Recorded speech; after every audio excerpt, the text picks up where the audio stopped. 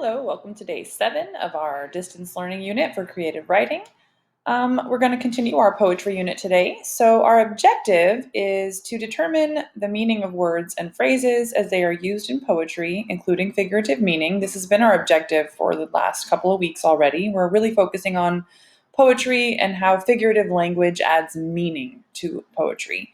And that's Common Core Standard Reading Literature 9.4.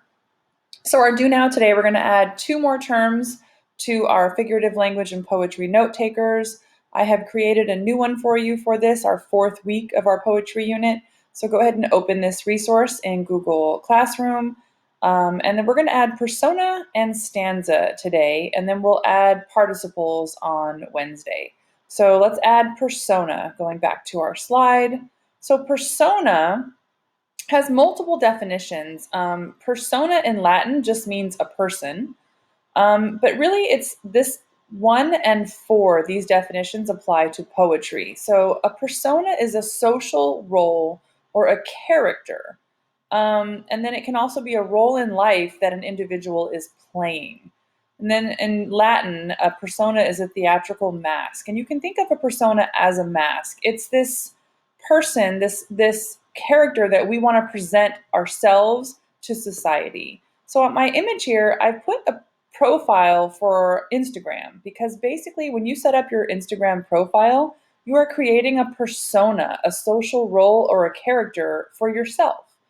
So think about that. Persona is this character, this image that we create, that we put out to society.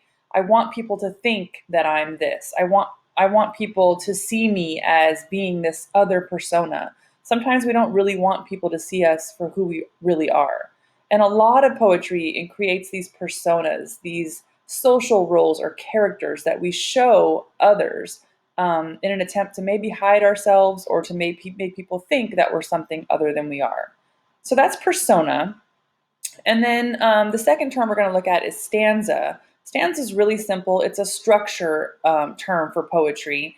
And basically, poems are divided into stanzas. It's anytime there's a break in the pattern. So this particular poem titled Today is Your Luck has 2 stanzas because there's a group of 4 lines here, there's a break, and then there's another group of 4 lines. So stanza just means the little groups of words that are in poems that are separated. Those are called stanzas. So go ahead and add these 2 terms to your poetry note taker, and then we'll move on to our practicing with Disney for the day.